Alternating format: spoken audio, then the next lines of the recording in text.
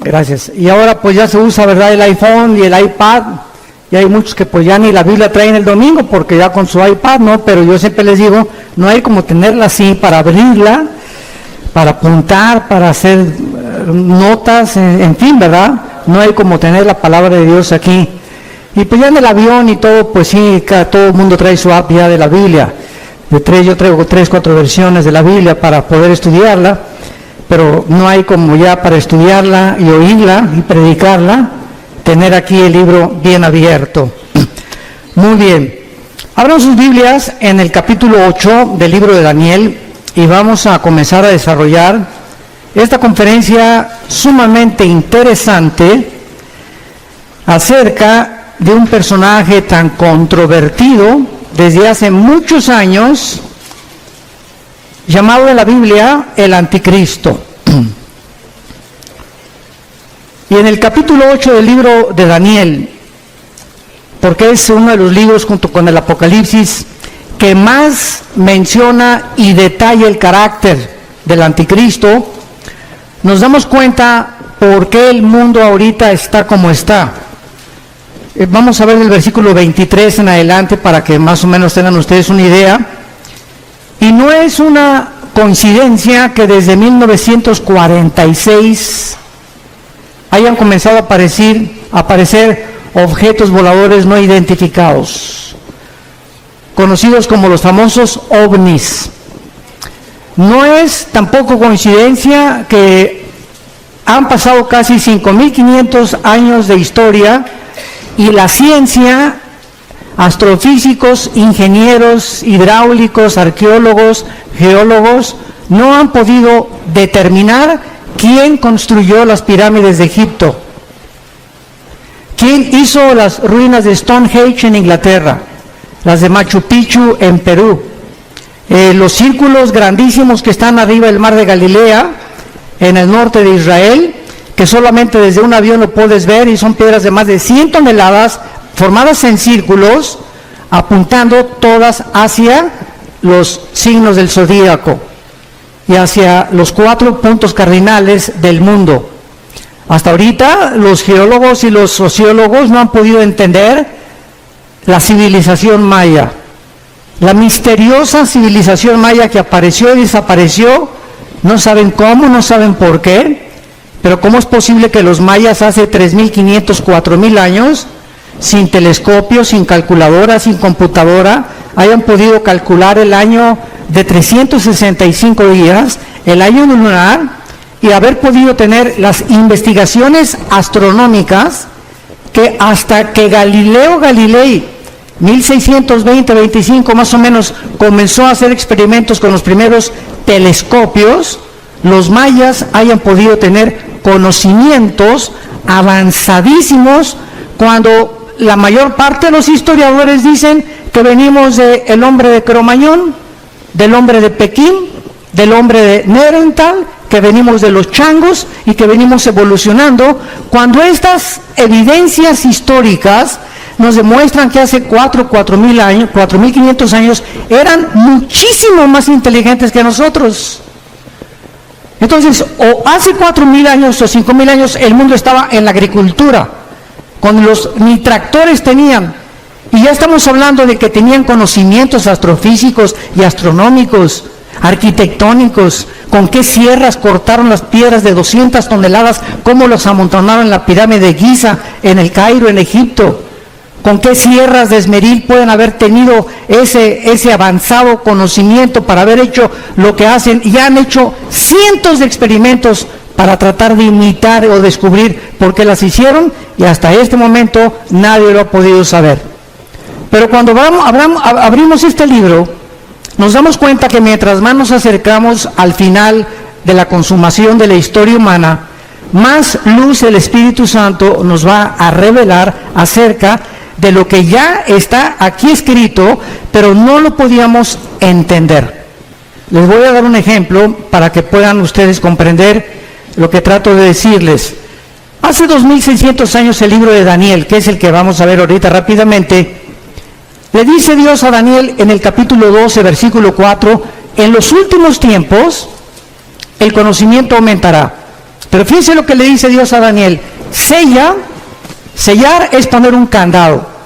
Sella esta profecía y van a pasar 2600 años y nadie la va a entender.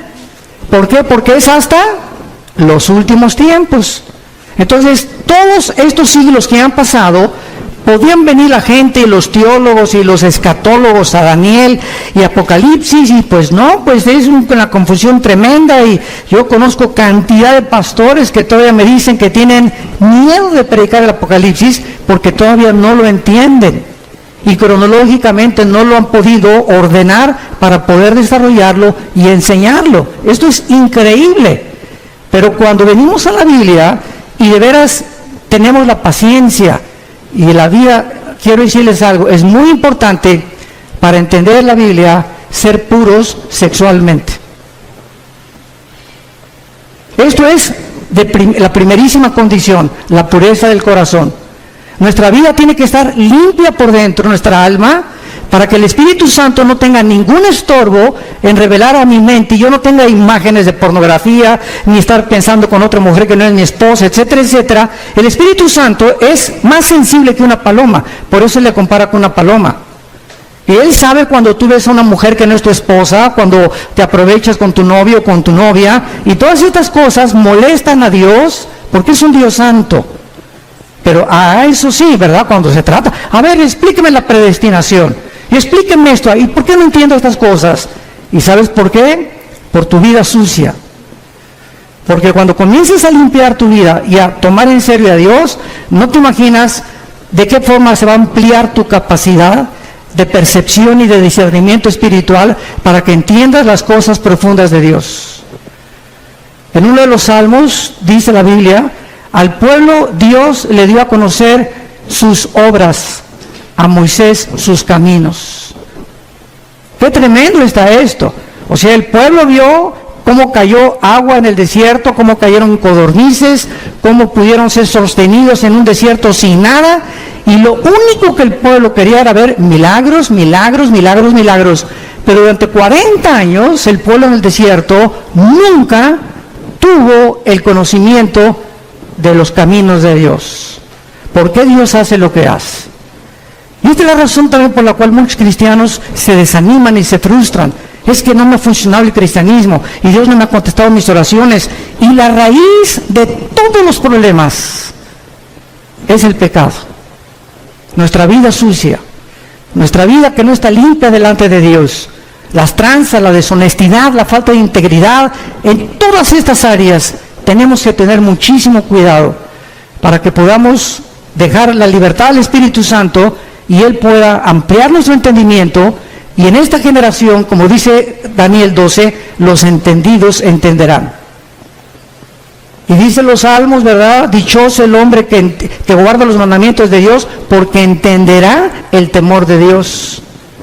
Y si tú no quieres seguir a Cristo cargando una cruz, no lo sigas.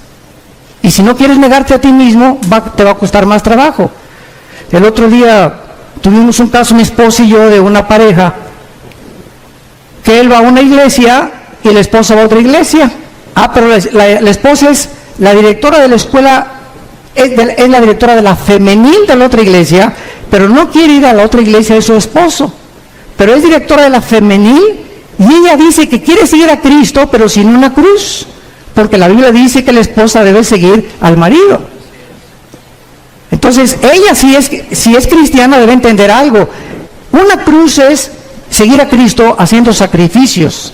Pero hay cantidad de cristianos que quieren seguir a Cristo con la novia fornicando, quieren seguir a Cristo, uno por acá y otro por allá, y dicen que siguen a Cristo. Increíble. Y a Jesús no lo sigues así. Implica sacrificio seguir a Cristo. Tenemos que entender esto y negar nuestros intereses personales. Una mujer de Dios dice: Padre Santo, me gusta mi iglesia, pero mi esposo va a otra iglesia, y a menos que no sea una secta, no tienes por qué seguirlo, pero no era una secta, era otra denominación. Entonces me sacrifico y voy con mi esposo y le voy a dar gusto a mi esposo y voy a orar por él, ¿verdad? Señor, pero yo quiero estar en tu voluntad, y ahí es donde está la bendición. Pero estamos tan equivocados en tantos detalles tan pequeños que queremos seguir diciendo que somos cristianos y tenemos tantas cosas en nuestra vida que están muy lejos todavía del carácter de Jesús.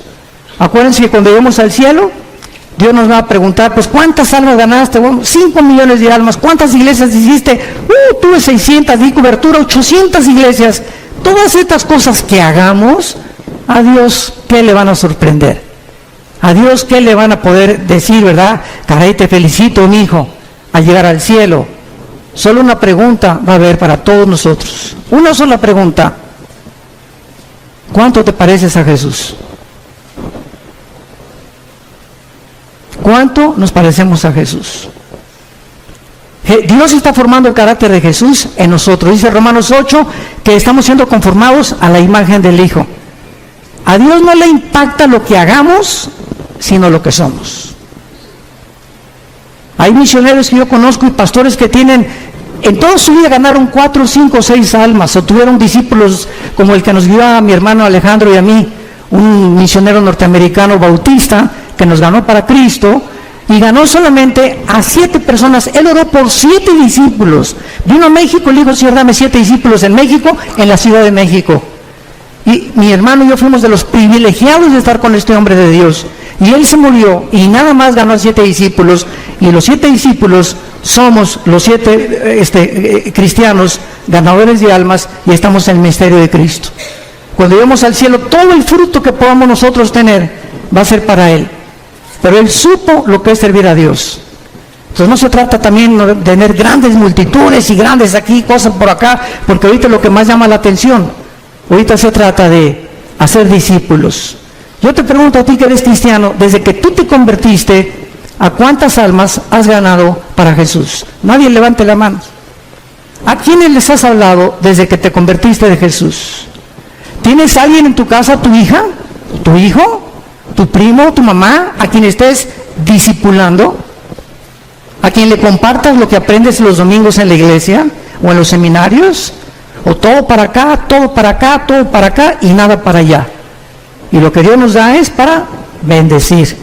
No recibimos nada que guardemos para nosotros. Todo Dios me lo da para darlo. Me da conocimiento para alimentar. Me bendice para que yo sea de bendición. Me fortalece para que yo fortalezca. Me anima para que yo anime. Nunca nos quedamos con nada. Porque es cuando comenzamos a vivir para nuestros propios intereses. El anticristo va a ser la personificación de la maldad. La obra de arte de Satanás. Dice en el libro de Daniel capítulo 8 versículo 23, y al fin del reinado de estos, está hablando de Babilonia, el actual Irán, que Babilonia es Irak, lo vamos a ver ahorita, Irak, Irán, Grecia y lo que fue el antiguo imperio romano. Cuando terminaran estos 4 naciones y desaparecieran del mapa, y volviera otra vez el anticristo a resurgirlas otra vez y a revivir el antiguo imperio romano y el imperio griego para que el anticristo pueda preparar su entrada, dice la Biblia que cuando los transgresores lleguen al colmo, se manifestará un rey altivo de rostro, entendido en enigmas. En otras palabras, Dios no va a levantar al anticristo hasta que la raza humana llegue al colmo. Yo les pregunto, ¿qué es llegar al colmo? La Biblia nos los enseña. Hubo 2 ciudades en la Biblia, en Génesis 18 y 19, Sodoma y Gomorra. Y Dios le dijo a Abraham, oye Abraham, ven para acá. No voy a revelar nada sin que tú no lo sepas. Voy a destruir esas 2 ciudades. ¿Pero por qué le dice a Abraham? Porque no hay justos en las ciudades. No los voy a destruir por la depravación sexual que hay, sino porque no hay justos suficientes para que yo no las destruya. ¡Qué tremenda lección de Dios! Y pues ya saben todos, ¿verdad?, que Abraham le dijo a Dios, oye, si hay 50 justos, la perdono. 40, la perdono. Y no encontraron más que uno solo, Lot. Porque hasta la esposa se quedó convertida de sal. Entonces vemos que Dios actúa cuando llegan al colmo las maldades y cuando los buenos ya no hacen nada. Dice el dicho que los malos duran hasta que los buenos no hacen nada. Entonces vivimos una época, como les decía en la mañana del desayuno, donde estamos acostumbrándonos a que sea normal la inmoralidad que nos rodea. Las revistas, vas al dentista y revistas de pornografía. En la mañana Vidito y Capulina también ya, quién sabe, con chavas arriba de sus rodillas. En las telenovelas ya es un asco, ¿verdad? Todas las cosas que pasan en las películas. Ya es impresionante por todos lados las espectaculares, ya de descarados. Tú vas ahorita, por ejemplo, a Toronto, Canadá, y hay una mujer desnuda de casi 50 metros de altura, el espectacular. Vas a Alemania y en los trenes hay puras fotos pornográficas en los trenes, en los metros de Alemania. En Holanda ni se diga. Entonces estamos llegando a un punto en el mundo donde no nos damos cuenta que está ardiendo el mundo, nuestros hijos están siendo arrastrados, hay más de 17 millones de sitios pornográficos en el internet. Y tus hijos y mis hijos tienen acceso al internet. Y si no los vigilamos y no los cuidamos, van a crecer infectados en la mente, completamente desorientados acerca de qué es el sexo. Y esta es la razón por la cual hemos llegado ya al punto que Estados Unidos, si el Partido Demócrata hubiera ganado la elección, hubieran votado por los elementos transgénero en junio de este año. Porque el expresidente Obama autorizó que hubiera baños en Estados Unidos donde los niños pudieran usar el de las niñas y el de las niñas, los niños, si los niños se sentían que no eran niñas o que no eran niños. Este es el colmo. En junio del año pasado se legalizó los matrimonios gays en Estados Unidos. Y vemos así que está creciendo la maldad, y lo dice así: cuando los transgresores lleguen al colmo. La pregunta es esa. Mañana vamos a hablar de la destrucción de la familia. ¿Hemos llegado al colmo? Hoy en la mañana vimos un testimonio, ¿verdad?, de un expolítico donde nos expuso claramente la corrupción impresionante que hay en esos medios. Pero ya no me sorprende, porque el director de la FIFA, de la Federación de Fútbol Soccer, lo encontraron corrupto. Están demandando a 2 o 3 jugadores estrellas por corruptos también ahora. O sea, en los banqueros, en el deporte, en los artistas, en todos lados. Un cantante famoso ahorita que le dicen el Sol de México, que quién sabe cuántos debe, que defraudó no sé qué tantas cosas. Y por todos lados estamos encontrando que ahora sí que el que no tranza no avanza. Y es una cosa normal que se está manifestando en la sociedad. Cuando los transgresores lleguen al colmo, se levantará un rey altivo de rostro y entendido en enigmas. Muy bien, vamos ahorita a ver un retrato muy claro de lo que es el Medio Oriente.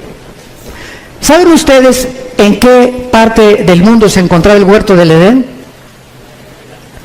Dice Génesis 2, y nos da la clave, donde estaban 2 ríos, el Éufrates y el Tigris.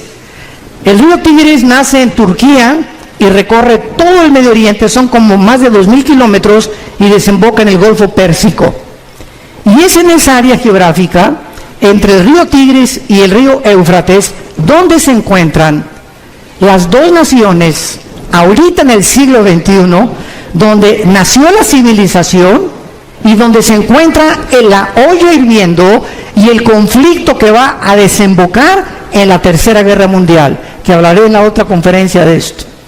En esta zona entre Irak, que en la Biblia aparece con el nombre de la tierra de Sinar, la tierra de los caldeos o Babilonia, y Siria, que aparece como Asiria, vemos que antes la Mesopotamia, o la división entre 2 ríos, que es lo que significa la palabra Mesopotamia, estaban Irak y Siria unidas, no estaban separadas.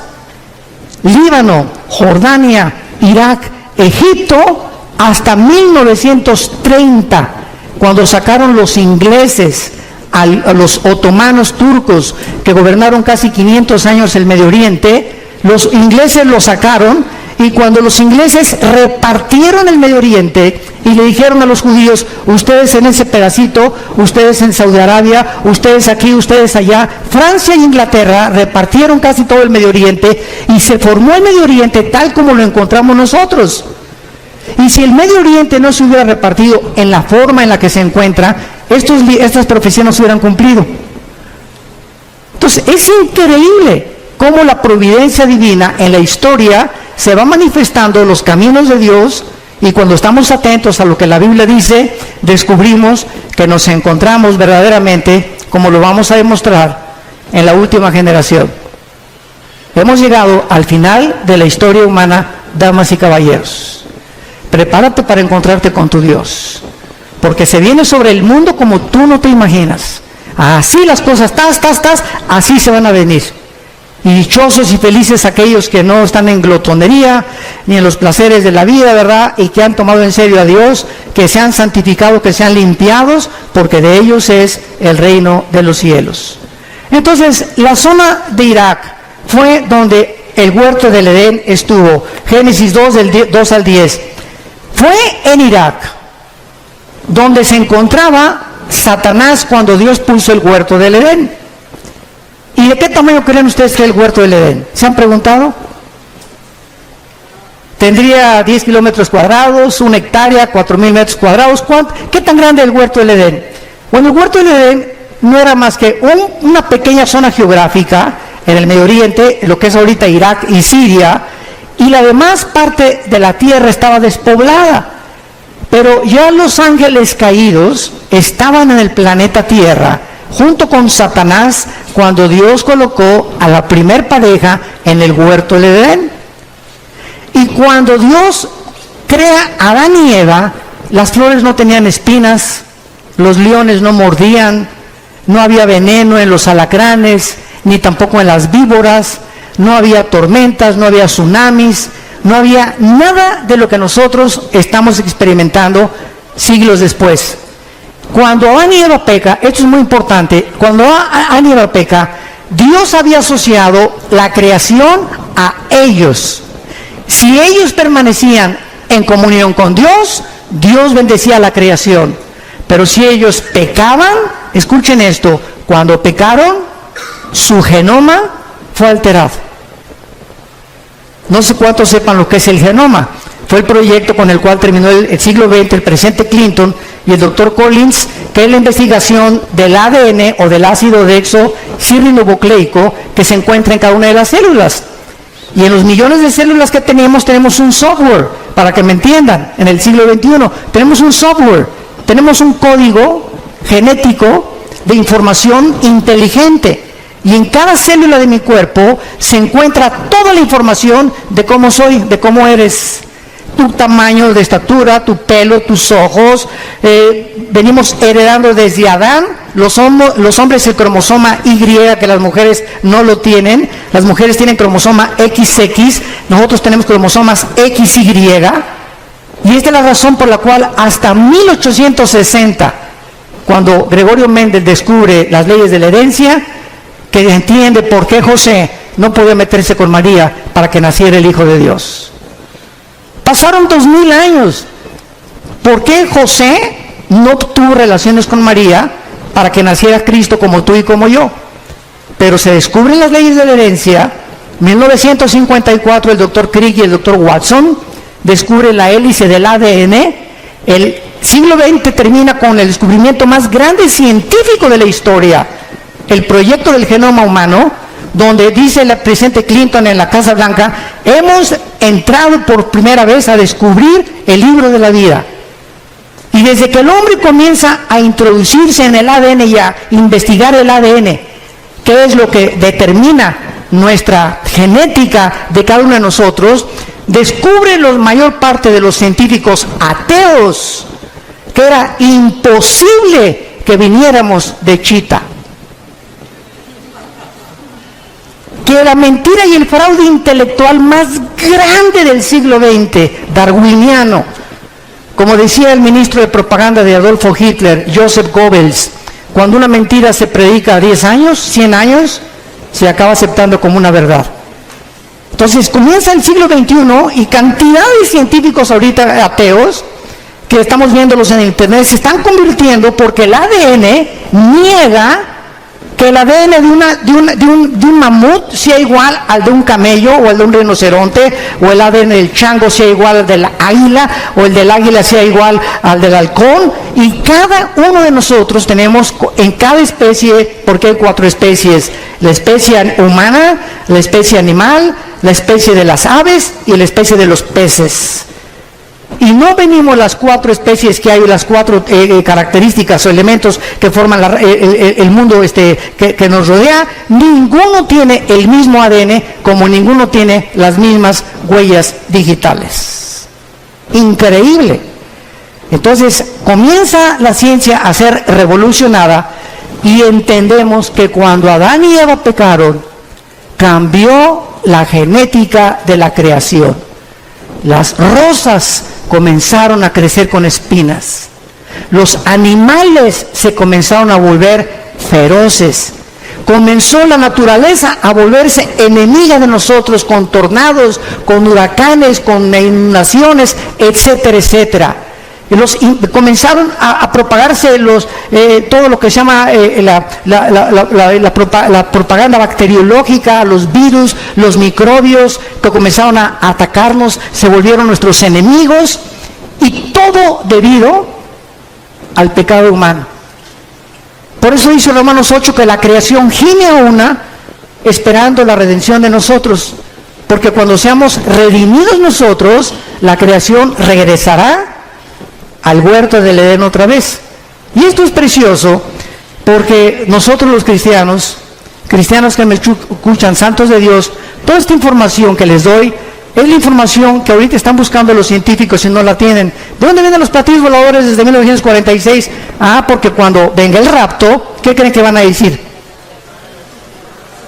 Que nos pintamos con los ovnis, que los extraterrestres nos llevaron. Y Alberto Einstein en 1943 demuestra al presidente Roosevelt en Estados Unidos, al doctor Fermi y al doctor Oppenheimer alemán. Alberto Einstein demuestra con su famosa teoría E igual a mc al cuadrado, la energía es igual a la masa por la velocidad de la luz al cuadrado, que la conquista del espacio es imposible científicamente, por 2 razones: la velocidad y el tiempo. Si sacamos una nave y nos vamos ahorita a Marte, van a pasar, pongan ustedes que nos vamos a la velocidad 300,000 kilómetros por segundo, que es la velocidad de un año luz. Vamos a esa velocidad, llegamos a Marte y pasaron 1 año. Aquí en la Tierra pasaron 5 años. Entonces, si tu esposo tiene 30 años y se va a Marte, y tú tienes 25, él te lleva 5 años de edad, y allá pasan 10 años, cuando él regrese tú vas a parecer su abuela.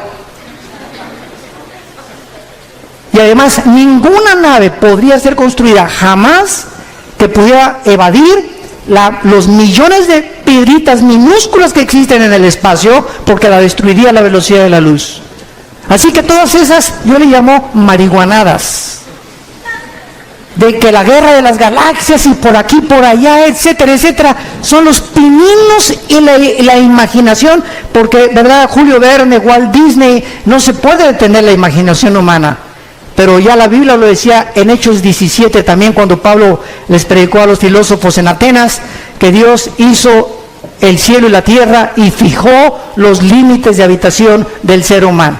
Entonces, todo lo que está pasando ahorita en el mundo está siendo preparado para la culminación del último acto de Dios.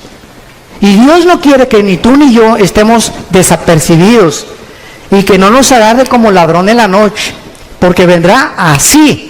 Y si llega la oportunidad a tu vida y Dios te quiere usar para algo en este tiempo y tú no estabas listo, no estás preparado, has estado jugando con Dios en los últimos años, la oportunidad no te vuelve a venir.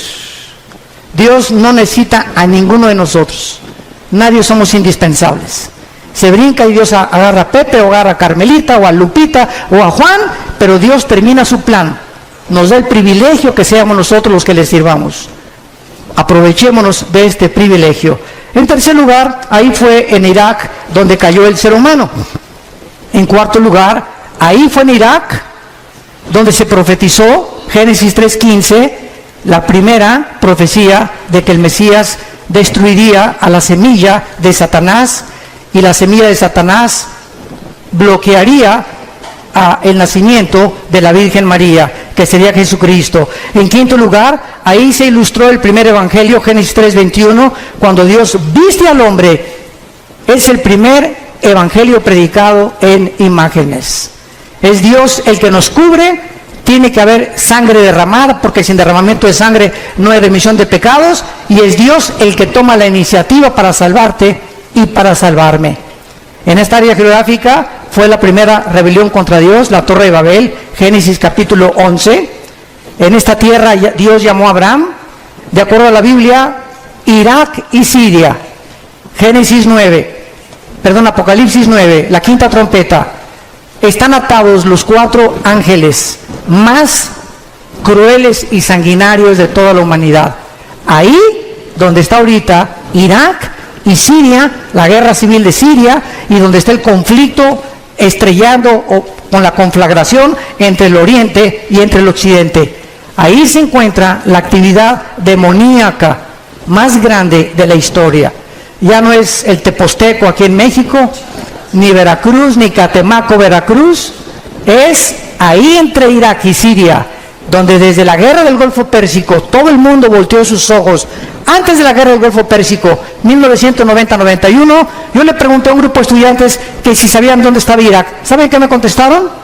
Que qué clase de medicina era esa. Que si era un nombre de una medicina. O sea, eran zonas que ni siquiera consideraban, ni siquiera yo les dije en un mapa, con un dedo, dime dónde está Irak. No lo podían localizar ningún estudiante del tercer grado de teología. Me reservo el nombre del seminario. Pero era increíble. Y desde el 90 hasta nuestros días, pues ya todo el mundo sabemos, ¿verdad? Que Irak, ¿verdad?, está junto a Israel, junto a Jordania, ¿verdad?, junto a Siria, etcétera, etcétera. Pero es el área donde ahorita la atención mundial se ha concentrado. Y el punto al que quiero llegar es el siguiente. De esta zona geográfica, entre Irak y entre Siria, saldrá el anticristo. Ahorita regresamos a Daniel, vayamos a Génesis 49. Y vamos a ver con mucho detenimiento lo que en los últimos años se han tratado de especular acerca del origen del anticristo. Lo único que sabemos, o que se sabía, sin haber profundizado la Biblia, hasta hace, me acuerdo yo, 25 años, yo desde que me convertí, no sé cuántos de ustedes sepan, ¿verdad?, pero el primer mensaje que yo prediqué en mi vida, hace 40 años, fue sobre la tribulación.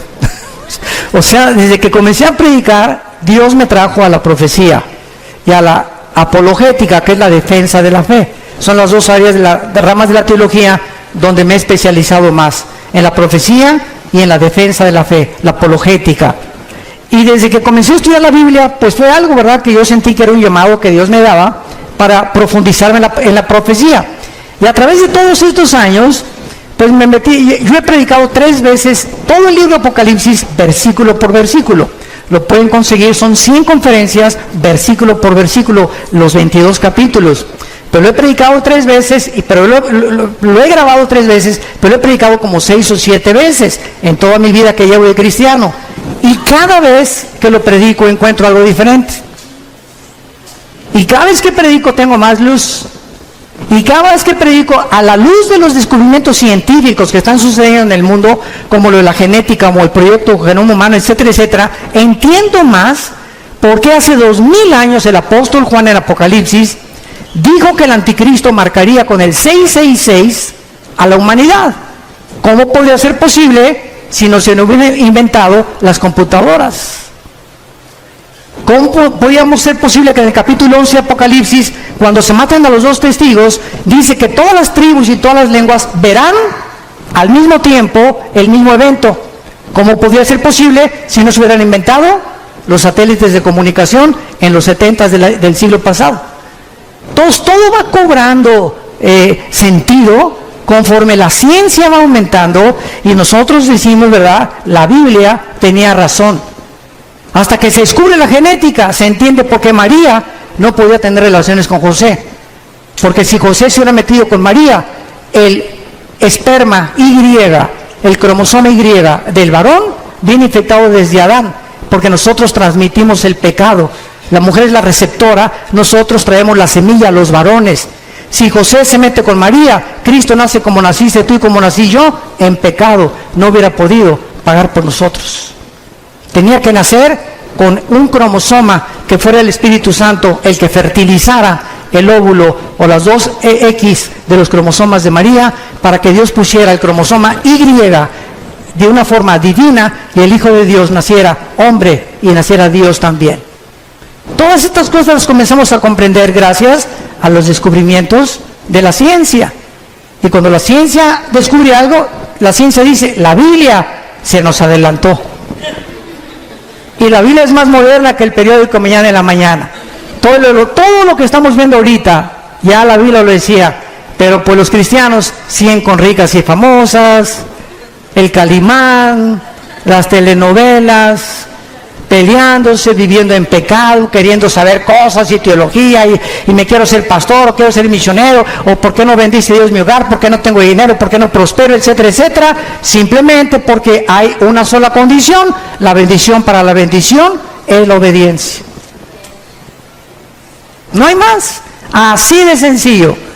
Tú obedece este libro y obedece lo que Dios te dice, no te imaginas, no tienes la menor idea de cómo Dios te va a bendecir.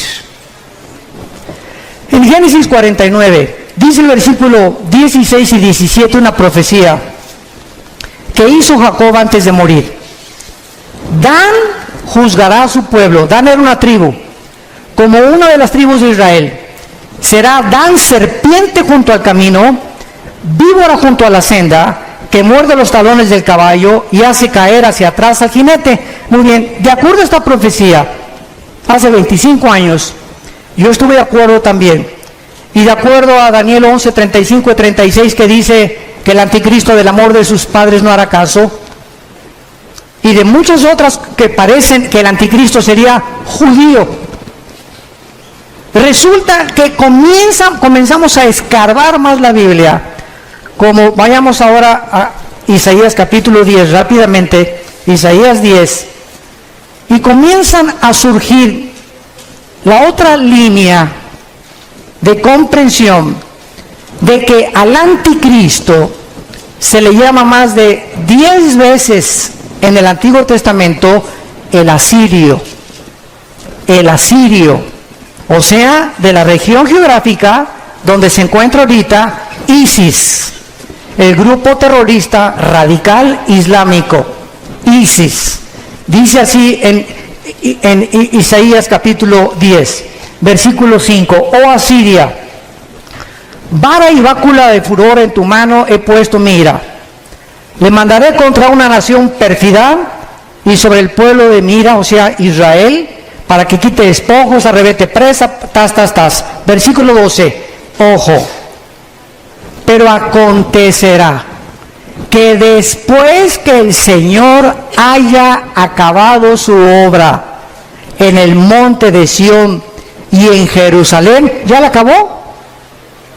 Todos estamos de acuerdo, ¿verdad? Dios no ha terminado con Israel, no ha acabado su obra con ellos. Después que Dios acabe su obra, castigará el fruto de la soberbia del corazón del rey de Asiria y la gloria y la altivez de sus ojos.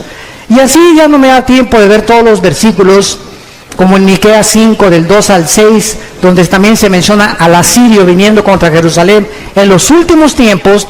Y entonces hay esto cuando estudiamos teología. Por un lado, hay profecías que ponemos en la balanza, que parece que el anticristo iba a ser judío. Y ponemos en la balanza otros versículos que nos amuestran que el anticristo viene definitivamente de Asiria, donde se encuentra ahorita ISIS.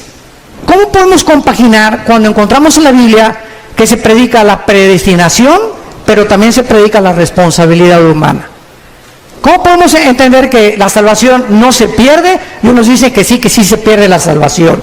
Entonces vemos aparentemente doctrinas o líneas de pensamiento que parece que se contradicen una contra la otra, pero el problema está en nuestra mente y no en Dios.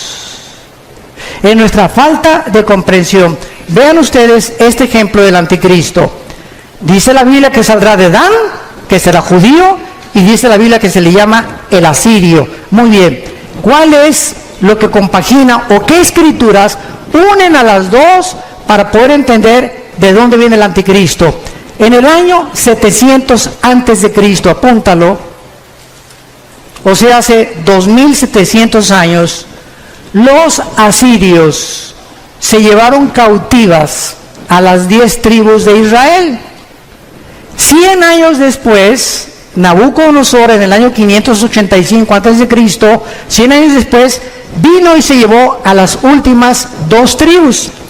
Estas 10 tribus que se fueron a Siria hace, ¿cuánto? 2700 años, se diluyeron en el mundo entero. Y ahorita los judíos no saben quiénes son.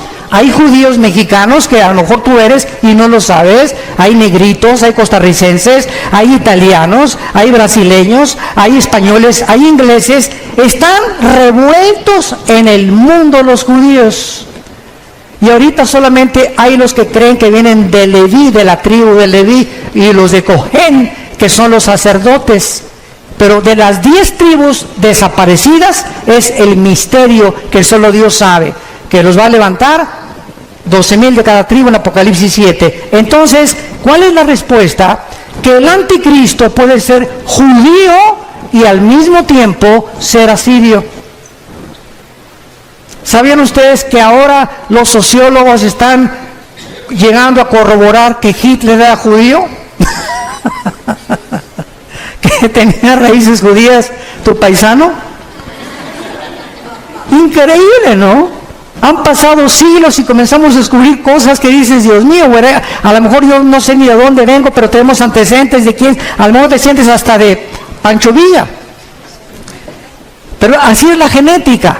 Entonces el anticristo, ¿verdad?, surge geográficamente de Asiria, y es lógico, ¿verdad?, que también haya sido perteneciente a una de las tribus de los judíos, que es la tribu de Dan. Ahora, cuando este líder de ISIS declaró que querían establecer el califato en todo el Medio Oriente y borrar la frontera entre Irak y entre Siria para establecer el califato, la palabra califa significa el sucesor en el idioma del Islam. Entonces los califas eran los que decían que eran sucesores directos de Mahoma. Y el musulmán está dividido en 2 ramas, en los sunnis, que son el 85%, ISIS es suní, y los chiitas, que son el 15% que viven en Arabia Saudita y en Irán. Y casi todo el Medio Oriente son sunnis, son los que controlan y matan a los hermanos chiitas porque dicen que son los únicos sucesores de Mahoma. Entonces, este conflicto que está ahorita en el Medio Oriente es precisamente el que va a pavimentar la próxima guerra para que salga el anticristo, como lo mencionamos en esta mañana. El anticristo tendrá poderes sobrenaturales satánicos. Vayamos rápidamente a Apocalipsis capítulo 13 y veamos lo que el apóstol Juan menciona acerca del poder impresionante que el anticristo tendrá, y algo muy importante que les quiero compartir. La mayor parte del mundo cree que el anticristo va a gobernar el mundo entero. ¿Por qué? Porque aquí en Apocalipsis hay un versículo que dice que estará sobre todo tribu, lengua y nación. Pero lo mismo se dijo de Nabucodonosor en su tiempo. Y era tribu, lengua y nación del tiempo en que Nabucodonosor vivió y de la nación de Babilonia. Alejandro el Magno se menciona que también abarcó el mundo entero conocido. ¿Cómo sabemos que el anticristo no va a gobernar todo el mundo? Porque en Daniel 11, 40 al 45 dice que el rey del sur se levantará contra el rey del norte, harán guerra contra el anticristo tendrá que destruir Egipto, y en Apocalipsis 16, 12 al 16, dice que los reyes del oriente vienen al Armagedón, Joel capítulo 3, al valle del Megiddo o al valle de Jezreel, a pelear contra el anticristo. Entonces el anticristo va a gobernar 10 naciones nada más. 5 de Europa y 5 del Medio Oriente, que pertenecían al antiguo imperio romano, que es otra profecía del capítulo 2 de Daniel, de la estatua de Nabucodonosor, que representa los 10 dedos y los 10 cuernos de Apocalipsis capítulo 17, que tampoco nos daría tiempo de poder cubrirlo. Pero en Apocalipsis 13, dice el versículo 1, me paré sobre la arena del mar, y vi subir del mar una bestia. Y esto es interesante. ¿Por qué se llama bestia al anticristo? Si ustedes han estudiado Daniel, capítulo 7 y capítulo 8 de Daniel, dice la Biblia, vi a 4 bestias que se levantaron. Una era como un oso, la otra era como un leopardo, la otra era como un león, que son Babilonia o Irak, que son Persia, que es Irán, y que es Grecia. El leopardo, las conquistas de Alejandro el Magno. Pero cuando se descubre la 4ª bestia, no hay un nombre que el Espíritu Santo haya podido definir o adjudicarle al 4º imperio, que es el del anticristo, más que una bestia terrible.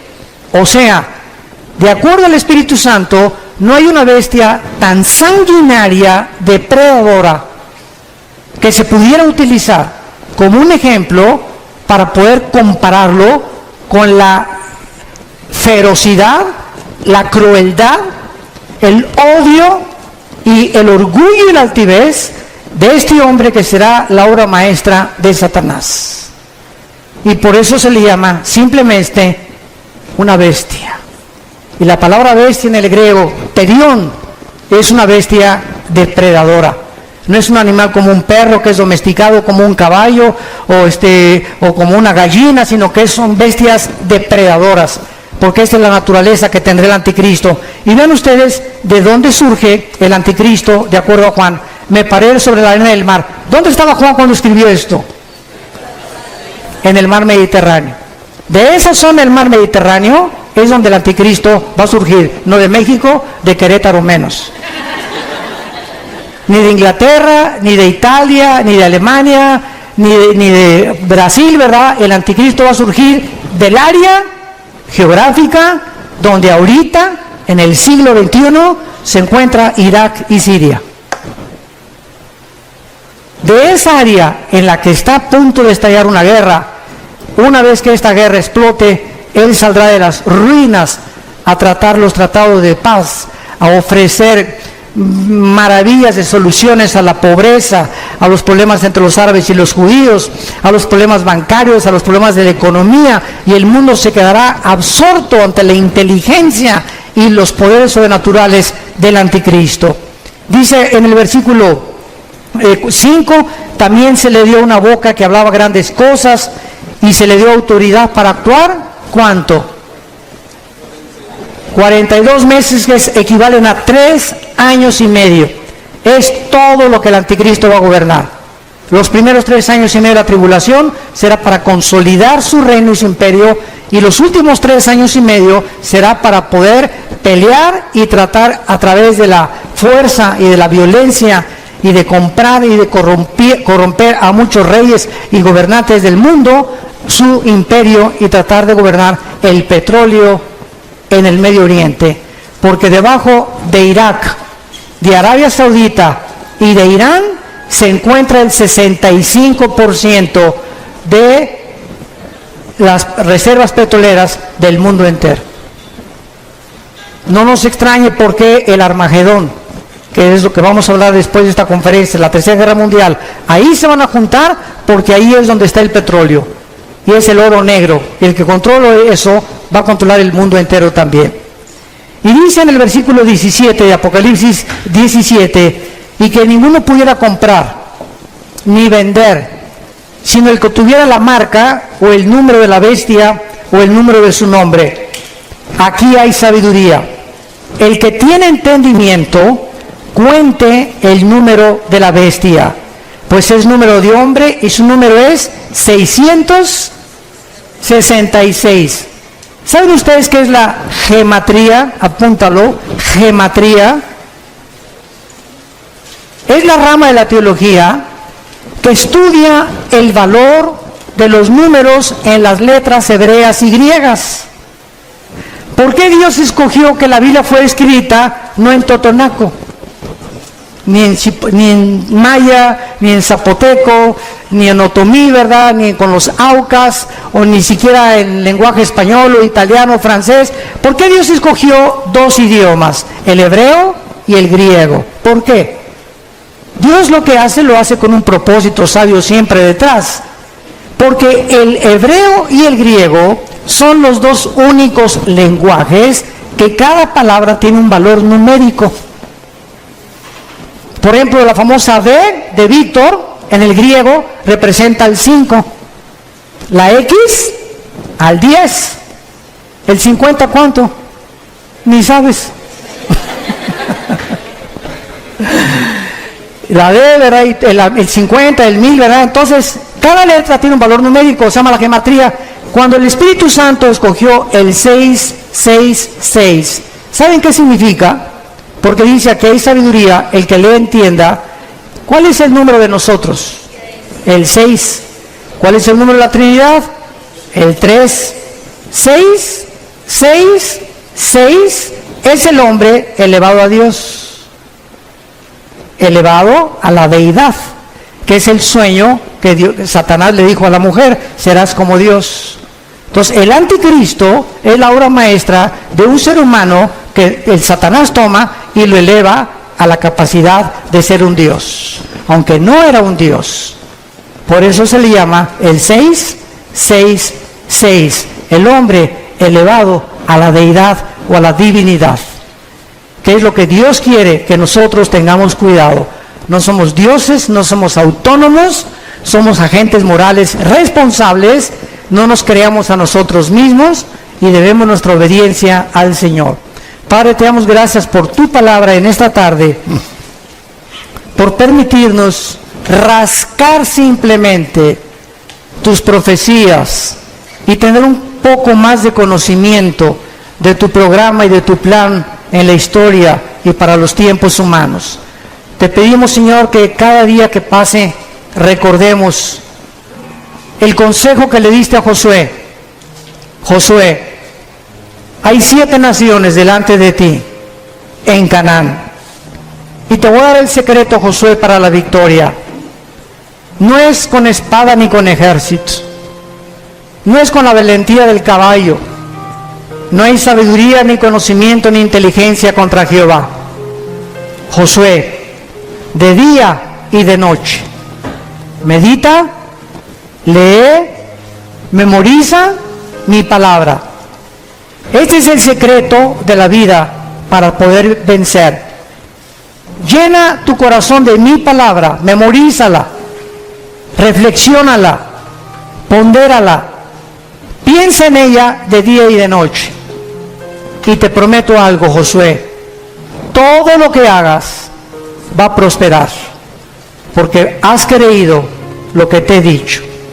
Oh Dios, que podamos ser hombres y mujeres de tu palabra, que podamos tomar en serio tu palabra, que no solamente la leamos el domingo o un devocional de 15 minutos, sino que la memoricemos, la estudiemos, la profundicemos y la guardemos en nuestro corazón todos los días, para que descubramos el poder, la energía que nos da tu palabra para sostener nuestro cuerpo y nuestra mente libre de opresión, de estrés, de incertidumbre e inseguridad para el futuro. Porque yo guardaré en completa paz a aquel cuyo pensamiento en mí persevera, dice el Señor. En el nombre de Jesús. Amén.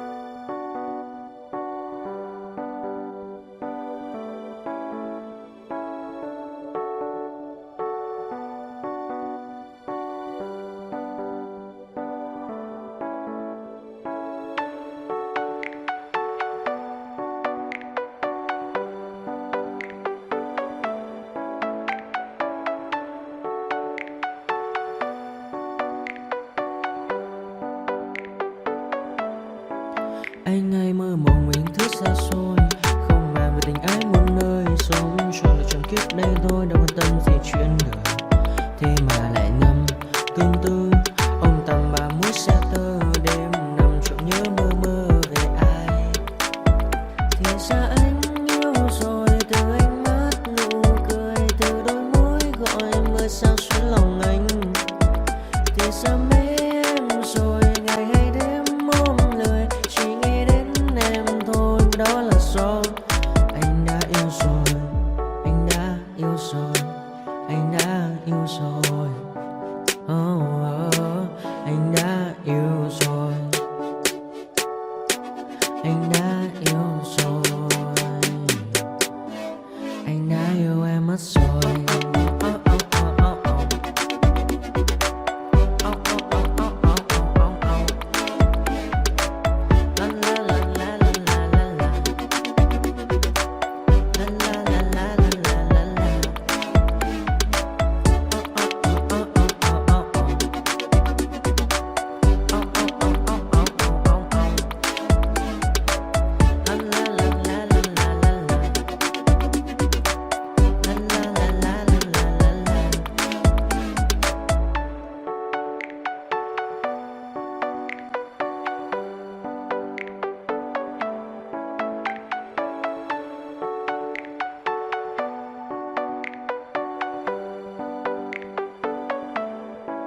Anh hay mơ mộng mình thứ xa xôi, không nàng về tình ái muôn nơi, sống cho là trọn kiếp đây thôi, đâu quan tâm gì chuyện đời. Thế mà